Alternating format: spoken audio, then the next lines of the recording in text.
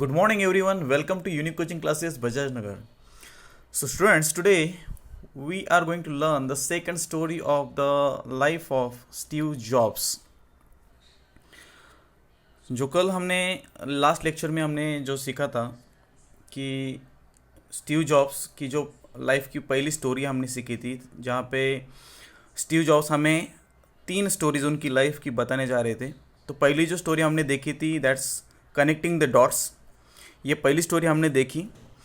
From today और in the today's lecture we will learn the second and third story of his life. So you can open the page number 63 of your textbook and you can see the paragraph which I am underlined here.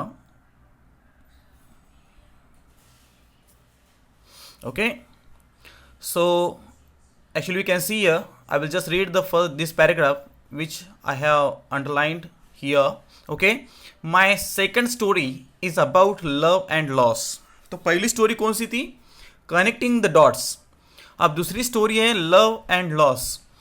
तो उनके जीवन में जो एक प्यार, और दूसरी बात है कि उनकी ज़िंदगी में कुछ तो भी उन्होंने खोया था, तो उसके बारे में आज हमें वो बताने जा रहे हैं.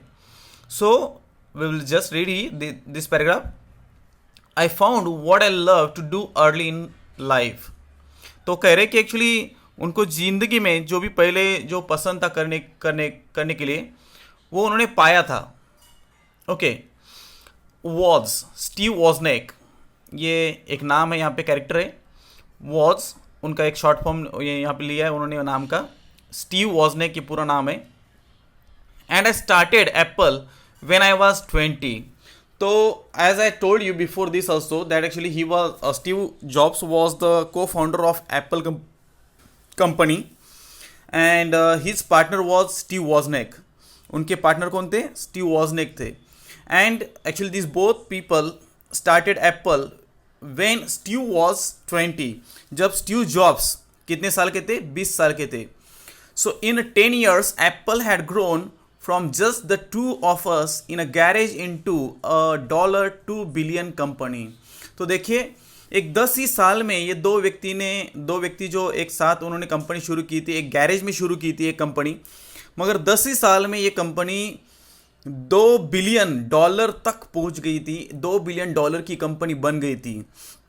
ओके, देखिए कितना प्रोग्रेस उन्होंने 10 साल में ही किया था. And then I got fired. तो देखिए यहाँ पे एक बात हो गई थी, I got fired. So actually उन्होंने जो कंपनी लाइक मैंने से इस्टेब्लिश की थी, उसी कंपनी से उनका जो को फाउंडर था स्टीव वॉजनेक, उन्होंने उसे निकाल दिया था. So actually can see got fired का मतलब क्या होता है? Lost the job. यहाँ पे दिया है, देखो, lost the job. Okay, so actually Steve lost the job. It was devastating. So actually what do you mean by devastating? So devastating का मतलब होता है causing severe shock, like distress and grief. Means झटका लगना, कुछ भी ऐसा, एक शॉक लगना ज़िंदगी में, बहुत ही भयानक होना. ओके, ये जो बात है बहुत ही विध्वंसकारक थी कि एक्चुअली जो उन्होंने कंपनी फाउंड की थी, वही कंपनी से उन्हें निकाल दिया था. सो बहुत ही एक बड़ी प्रॉब्लम उनकी ज़िंदगी में आ गई थी. सो देखिए उसके बाद में वो क्या कहते, but something slowly began to dawn on me. तभी वो बोलते हैं कि कुछ बातें अभी क्लियर होने लगी थी. So began to dawn on.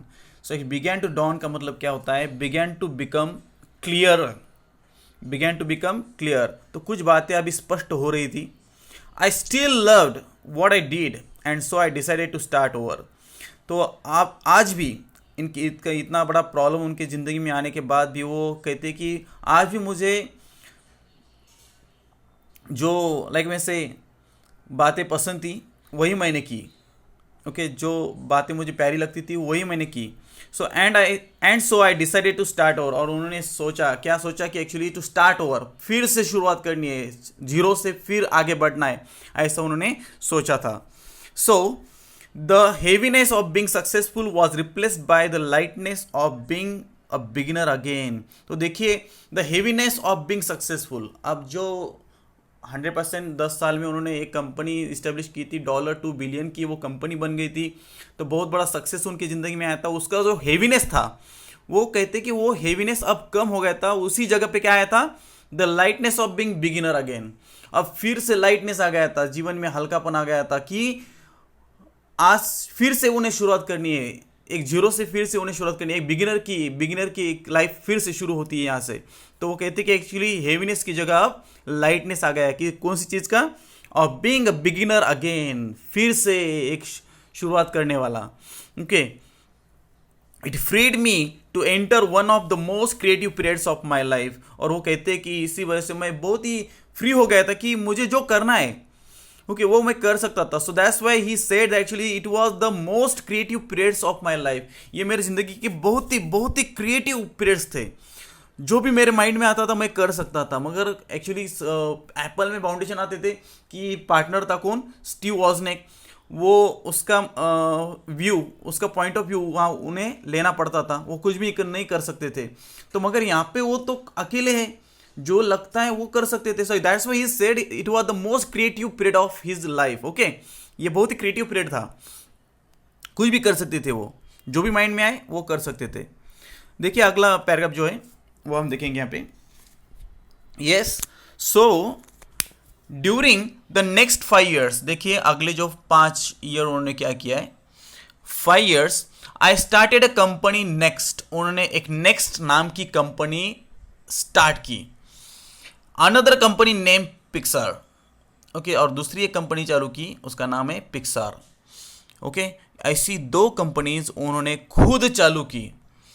And fail in love with an amazing woman who loved become my life. और उसी वक्त जो उन्होंने एक 5 साल में 2 कंपनीज फाउंड की थी, स्टार्ट की थी, एक है नेक्स्ट और दूसरी पिक्सार। और तभी एक बहुत ही अमेजिंग लड़की के साथ उनका प्यार का संबंध आया था और वही लड़की उनकी वाइफ बनी थी। So Pixar is now the world's most successful animation studio. सो देखिए उन्होंने कहा है यहाँ पे, तो पिक्सार क्या है, कौन सी कंपनी है। So is he saying the world's most successful, ये पूरे दुनिया की मोस्ट सक्सेसफुल एनिमेशन स्टूडियो है। Animation studio means actually you me knowing, जो कार्टून नेटवर्क वगैरह आता है, कार्टून के जो फिल्म्स आती है, जो सीरियल्स वगैरह आती है, वो पूरे जो होता है वो एनिमेशन स्टूडियो में तैयार होता है। So actually he said that Pixar जो एक वर्ल्ड की मोस्ट सक्सेसफुल कंपनी है, एनिमेशन स्टूडियो है। ओके, वो उन्होंने बनाया था। देखिए आज भी अगर आप कुछ वीडियोस कार्टून नेटवर्क डाउनलोड करते हैं तो पिक्सार का नाम वहाँ पे आता है। So that's why he said Pixar is the most successful company, और एनिमेशन स्टूडियो उन्होंने बनाया था। सो देखिए पिक्सार तो बन गया था सक्सेसफुल। अगर आपके पास न्यू आइडियाज़ है तो 100% आप सक्सेसफुल बनेंगे। So Apple bot next. तभी देखिए एप्पल जिस कंपनी से उनको निकाल दिया गया था, तभी उसी कंपनी ने नेक्स्ट कंपनी को खरीदा, जो कि स्टीव जॉब्स ने बनाई थी। So I return to Apple and the technology we develop at NeXT is at the heart of Apple's current renaissance. देखिए उन्होंने कहा कि फिर से उन्हें एप्पल में बुलाया गया, वो आ गए एप्पल में, एप्पल कंपनी में, क्योंकि नेक्स्ट कैंप कंपनी को खरीदा गया था। एप्पल कंपनी ने खरीदा था। And the technology we developed, और तब उन्होंने जो टेक्नोलॉजी डेवलप की थी नेक्स्ट में, is at the heart of Apple's current renaissance. Actually what you mean by the renaissance? Renaissance का मतलब यहाँ पे दिया है, देखो, रिवाइवल, रीबर्थ। उसे आप कह सकते कि क्या कह सकते हैं मराठी हिंदी में, पुनरुत्थान कह सकते हैं। पुनरुत्थान मीन्स पुनर्निर्माण। अब जो एप्पल का पुनर्निर्माण हुआ है उसमें जो नेक्स्ट की टेक्नोलॉजी है वो हार्ट में है, मीन्स एक्चुअली वो एक मेन पॉइंट है, मेन पार्ट है एप्पल का। ऐसा उन्होंने कहा। देखो ऐसी कंपनी उन्होंने एस्टेब्लिश की थी। जब भी एप्पल ने निकाला था, फिर एप्पल ने उनको बुलाया, नेक्स्ट कंपनी खरीदी उन्होंने। सो देखिए कितना लाइक ऐसे एक ही बात हम सोच सकते हैं कि actually never lose your like वैसे confidence, trust on your self. खुद पे जो एक विश्वास है वो आपको कभी खोना नहीं है, यही आपको आगे लेके जाएगा। And Lauren and I have a wonderful family together. और लॉरेन, यहाँ पे लॉरेन कौन है? तो मैंने कहा था कि एक्चुअली एक सुंदर से ऐसी लड़की उनके साथ उनका प्यार के संबंध हुए थे। सो एक्चुअली वही उनकी वाइफ बन गई थी। तो उनका नाम है लॉरेन। वो लॉरेन और उन्होंने एक अच्छी ज़िंदगी बिताई आगे, ऐसा उन्होंने कहा है। तो एक लाइक वैसे मैरिड लाइफ भी उनकी आगे अच्छी हो गई थी। ये देखिए, समटाइम्स, देखिए यहाँ पे उन्होंने बहुत ही खास मैसेज दिया है। Sometimes life hits you in the head with a brick, don't lose faith. यहाँ पे कहा है, देखिए बहुत ही खास बात है, hits you in the head with a brick. इसका मतलब है, यहाँ पे दिया है देखो, give a great shock suddenly, give us great shock suddenly. Mean जिंदगी में कई बार ऐसी बहुत बड़ी ठोकर आपको लगती है, आप सब कुछ गंवा के बैठते हैं, और तभी कुछ लोग उनका कॉन्फिडेंस, उनका फेथ जो है वो खो देते हैं। But he says don't lose faith. आपको विश्वास, जो ट्रस्ट है वो खोना नहीं है। जो फेथ है वो फेथ आपको खोना नहीं है, गंवाना नहीं है। मगर वो कहते हैं the only way to do great work is to love what you do.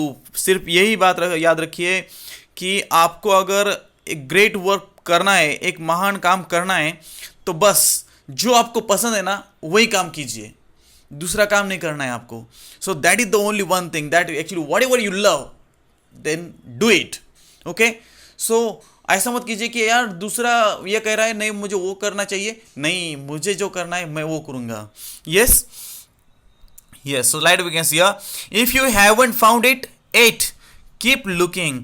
अगर अब भी आपको आपका जो एम है, जो आपने ध्येय सोचा है वो आपको प्राप्त नहीं होता है, फिर भी मत रुकिए, कीप लुकिंग, सर्च कीजिए, काम करते रहिए, हार्डवर्क करते रहिए, डोंट सेटल, स्टॉप मत कीजिए। ओके, सो ऐसा उन्होंने बहुत ही खास मैसेज उनकी सेकंड स्टोरी से दिया था, लॉस एंड लव। ओके, बहुत ही खास मैसेज है कि कभी हार मत मानिए। हार मानने से 100% आप हार जाओगे, कुछ नहीं पाओगे अपनी ज़िंदगी में। मगर खुद पे अगर विश्वास है आपका, if you don't settle, if you don't stop, if you keep perseverance in you, so definitely you will be successful in your life, but it will take time। मगर इस बात को 100% टाइम लगेगा, टाइम आपको देना पड़ेगा। तो टाइम अगर आप दोगे तो 100% सक्सेसफुल होगे। तो चलिए तीसरी स्टोरी की तरफ बढ़ते हैं हम। उनकी लाइफ की जो तीसरी स्टोरी है वो हम देखेंगे अभी। My third story is about death. अब तीसरी स्टोरी कौन सी है? डेथ के बारे में। पहली स्टोरी थी कनेक्टिंग द डॉट्स, दूसरी स्टोरी है लव एंड लॉस, और तीसरी स्टोरी है डेथ के बारे में, मृत्यु के बारे में। देखिए मैं पढ़ता हूं लास्ट का ये जो पैराग्राफ है 63 पेज नंबर का। About a year ago I was diagnosed with cancer. एक साल पहले उनको एक रोग निदान हुआ था, कैंसर का, कर्करोग हुआ था।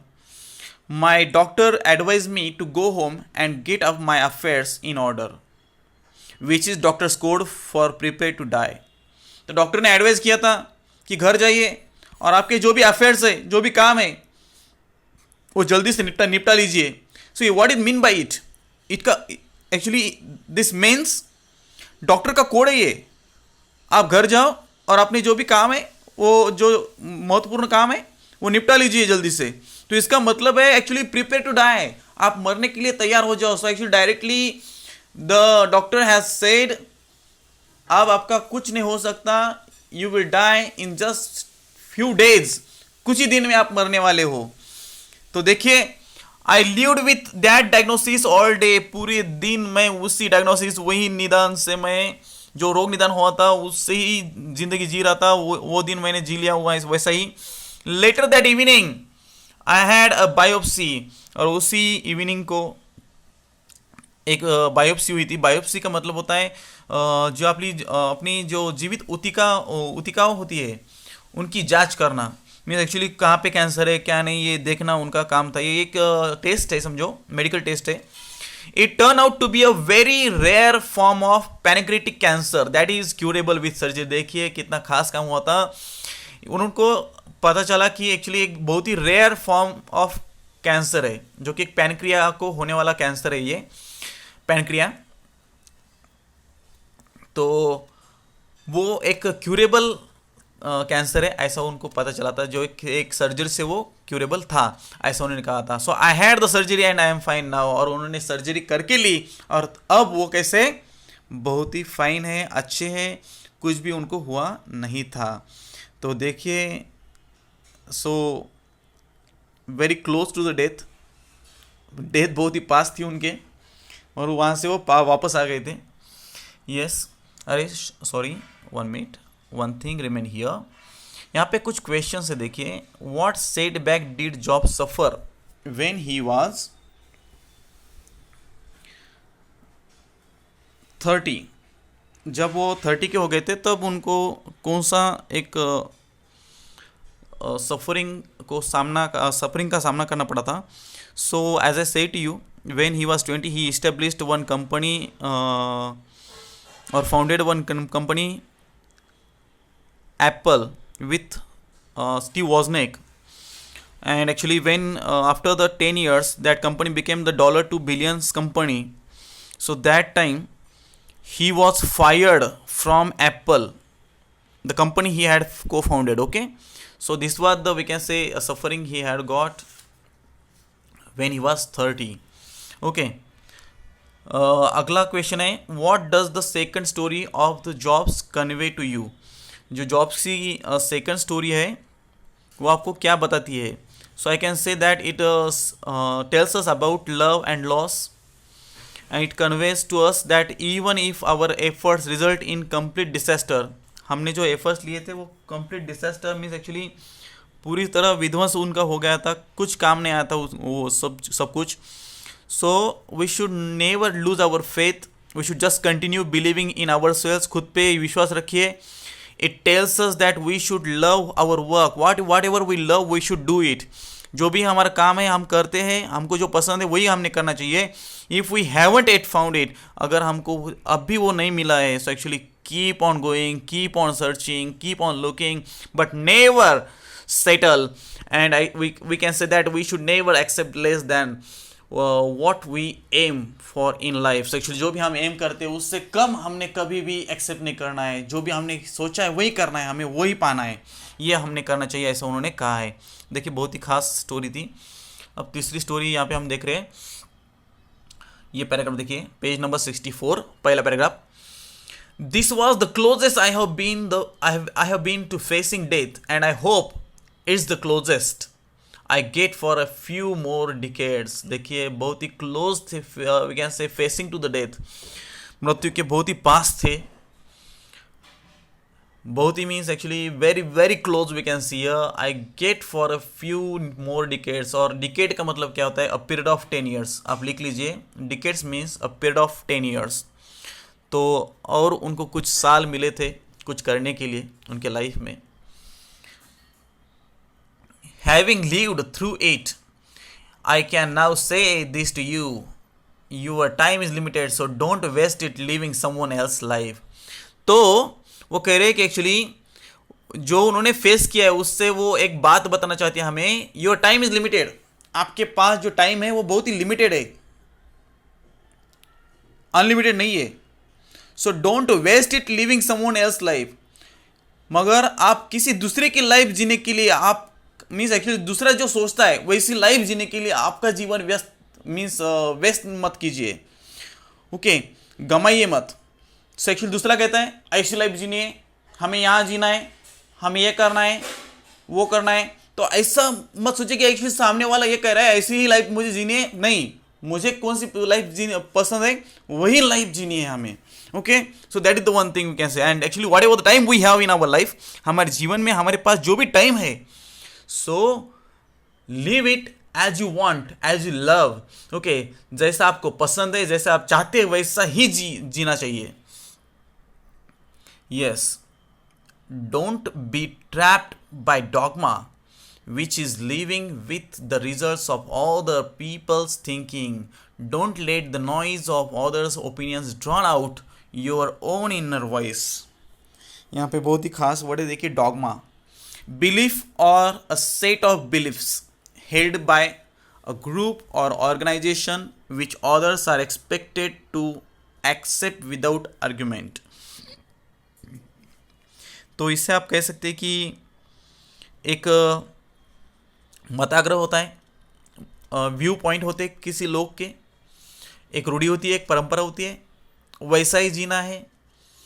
तो उस डॉगमा से, जो डॉगमा मैंने कहा है, उस डॉगमा से आप ट्रैप मत होना चाहिए। Actually like you should not be trap by it. Yes, ये एक बिलीफ है, देखो कि एक कह सकते हैं कि एक्चुअली अ ग्रुप और organisation which others are expected to accept without an argument, जो दूसरे लोग डायरेक्टली एक्सेप्ट करते हैं, हाँ यस ऐसा ही करना चाहिए। लाइक वी कैन से, अरे यार तुम कौन हो, डॉक्टर, अरे तुम भी डॉक्टर ही बनना चाहिए, तुम्हारे पिताजी डॉक्टर है तो तुम भी डॉक्टर बनो, तुम्हारे पिताजी बिजनेसमैन है तुम भी बिजनेसमैन बनो। एक्चुअली ऐसा जो डॉगमा होता है, सो एक्चुअली ये इसे डॉगमा कहते हैं। उस डॉगमा से आप ट्रैप मत होते जाइए। Which is living with the result of other people's thinking, इसका मतलब क्या है इन्होंने दिया है, देखो, which is living with the result of other people's thinking means actually कैसा जीना, तो दूसरे लोग कैसे जीते, कैसे सोचते हैं, उसके परिणामों का विचार करना और उसी की तरह जीना। यार मैं ऐसा करूंगा कि लोग क्या सोचेंगे, ओके, मैं अगर ऐसा काम करूंगा तो लोग मेरे बारे में क्या सोचेंगे, मेरे बारे में बुरा सोचेंगे, मैं अच्छा नहीं हूं ऐसा सोचेंगे। लोगों के बारे में मत सोचो, what they're thinking is there, you should not think actually what the results of their thinking will be there, you should not think this all the things, इसके बारे में मत सोचो। Okay, don't let the noise of others opinions drown out your own inner voice. Drown out का मतलब होता है suppressed voice। आप कह सकते कि दूसरों का आवाज आपकी आवाज से बहुत ज्यादा होना, मीन्स एक्चुअली आपका जो खुद का आवाज होता है वो प्रिवेंट होता है, वो सुनाई ही नहीं देता, दब जाता है। तो आपकी जो इनर वॉइस है, इस इनर वॉइस को, जो मन की आवाज है, इसको दबने मत दीजिए दूसरों के लोगों के आवाज के सामने। ओके, तो दूसरे कहते हैं कि ये करो वो करो, मैं ऐसा चाहता हूँ, मैं वैसा चाहता हूँ, मेरे रिलेटिव ऐसे चाहते हैं, मैं ऐसा जीऊँ, नहीं, मुझे कैसा जीना है। सो एक्चुअली खुद की आवाज़ को मत दबने दीजिए। मुझे क्या चाहिए, मुझे क्या करना है, मुझे क्या अच्छा लगता है, ये सोचिए and actually do that thing, वो बात कीजिए। ऐसा स्टीव जॉब्स कहते हैं। ओके,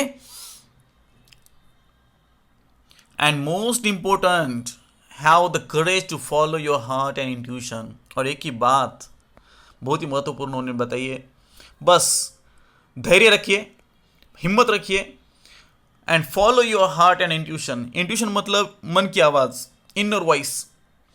बस आपकी जो इनर वॉइस है, यहाँ पे भी दिया है देखो, अंडरस्टैंडिंग इंस्टिंक्टिवली, जो भी आपकी मन की आवाज़ होती है, अंदर की आवाज़ होती है, और जो आपके दिल कहता है, हार्ट कहता है, बस उसे फॉलो करते जाइए और फिर सिर्फ धैर्य रखिए, हिम्मत रखिए। बस they somehow already know what you truly want to become. आपके हार्ट को, आपकी इनर वॉइस को 100% पता है कि आपको क्या चाहिए, आपको क्या बनना है, आपको क्या पाना है, ये 100% ये दोनों जानते हैं। सो वॉट एवर दिस से, लिसन टू देम। ओके, देखिए लास्ट की कुछ लाइन्स है यहाँ पे। When I was young, अभी तक ये जो तीसरी स्टोरी है, ये तीसरी स्टोरी डेथ के बारे में, वो कह रहे कि आपके पास लिमिटेड टाइम है, बस आपकी सुनिए, आपको क्या अच्छा लगता है, आपको क्या पसंद है वही कीजिए, बस वही पाना है, यही याद रखिए। ओके, तो बहुत ही खास बताई बात।